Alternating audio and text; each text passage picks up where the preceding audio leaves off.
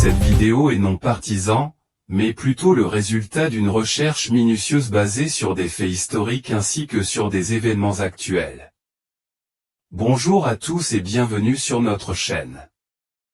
Aujourd'hui, nous allons faire la lumière sur l'une des plus grandes tragédies du monde et même aller au-delà de ce que nous disent les grands médias. Nous allons voir ce qui a réellement conduit au génocide camouflé en Palestine dans une perspective historique plus profonde. Le 25 août 1933, l'accord Avara, initialement connu en hébreu sous le nom de Eskem Avara et traduit par « accord de transfert », fut signé entre l'Allemagne nazie et les Juifs allemands sionistes. Cet accord a été un facteur majeur qui a rendu possible la migration d'environ 60 000 Juifs allemands vers la Palestine entre 1933 et 1939. L'accord a été finalisé après 3 mois de négociations par la Fédération sioniste d'Allemagne, la Banque anglo-palestinienne, sous la direction de la Agence juive, et les autorités économiques de l'Allemagne nazie. L'État d'Israël a été créé le 14 mai 1948, suite à l'adoption par l'Assemblée générale des Nations unies de la résolution 181 qui appelait à la partition de la Palestine en États juifs et arabes séparés. La création d'Israël fait suite à la fin de la domination britannique en Palestine, qui était sous mandat britannique depuis la fin de la Première Guerre mondiale. Avant 1948, la Palestine était habitée par une population diversifiée, notamment des musulmans, des chrétiens et des juifs. Il y avait des communautés juives vivant dans diverses régions de Palestine, notamment à Jérusalem, Jaffa, Haïfa et d'autres régions. De nombreux juifs vivaient en Palestine depuis des siècles, tandis que d'autres avaient immigré plus récemment, à la fin du XIXe et au début du XXe siècle. La population juive en Palestine a considérablement augmenté au cours de cette période grâce aux efforts d'immigration et de colonisation sioniste. Les racines de la création d'Israël remontent au mouvement sioniste, qui cherchait à créer un État juif sur la terre historique d'Israël, connu sous le nom d'Eretz Israël. Le mouvement a pris de l'ampleur à la fin du XIXe et au début du XXe siècle, lorsque les Juifs fuyant les persécutions en Europe se sont installés en Palestine. Après l'adoption de la résolution, les dirigeants juifs de Palestine ont déclaré la création de l'État d'Israël, avec David Ben Gourion comme premier ministre. Les États arabes ont rejeté le plan de partition et ont déclaré la guerre à l'État nouvellement créé, ce qui a conduit à la guerre israélo-arabe de 1948. Bien qu'il soit en infériorité numérique et en armement, Israël a réussi à assurer son indépendance et à étendre son territoire au-delà des frontières définies dans la résolution de l'ONU.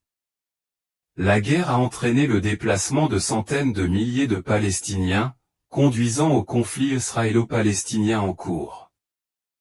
Depuis sa création, Israël a été confronté à de nombreuses guerres et conflits avec ses voisins arabes et a continué à étendre son territoire par l'occupation militaire et la construction de colonies en Cisjordanie et à Jérusalem-Est. Le conflit israélo-palestinien reste l'un des conflits les plus complexes et les plus durables du Moyen-Orient, avec des négociations de paix en cours et des efforts visant à trouver une solution durable répondant aux besoins et aux aspirations des Israéliens et des Palestiniens.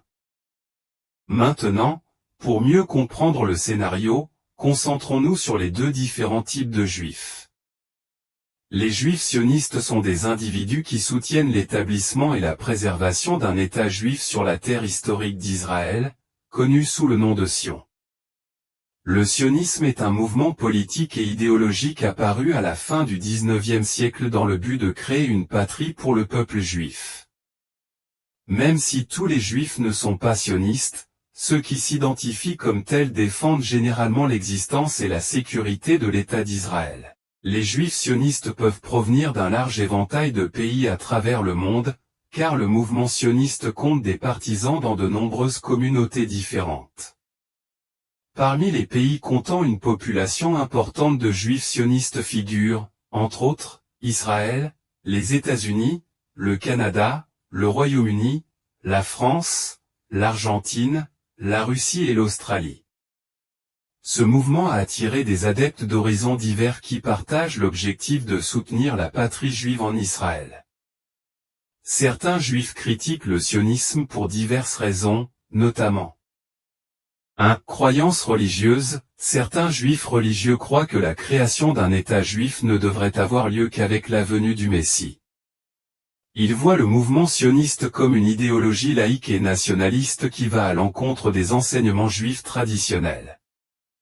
2. Croyance politique. Certains juifs critiquent certaines politiques de l'État d'Israël, telles que le traitement réservé aux Palestiniens, les actions militaires ou l'expansion des colonies. Ils estiment que ces actions ne correspondent pas à leurs valeurs de justice, d'égalité et de paix.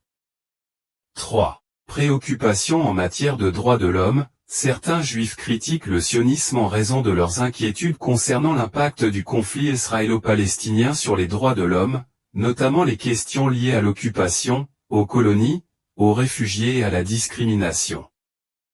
4. Soutien à une solution différente. Certains juifs, bien que favorables à une patrie juive, peuvent plaider en faveur d'un modèle ou d'une vision différente pour Israël, plus inclusif, démocratique et équitable pour tous ses habitants.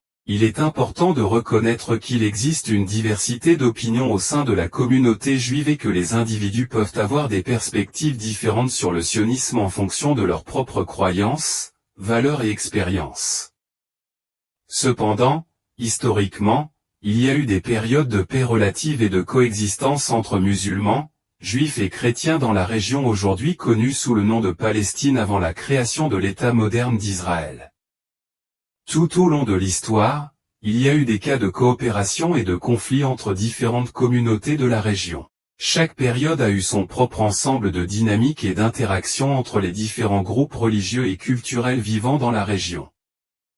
Veuillez noter que nous mettons en ligne de nouvelles vidéos sur notre chaîne plusieurs fois par semaine dans différentes langues sur des actualités peu connues dans les médias grand public, sur l'éducation, la spiritualité et d'autres idées de développement personnel.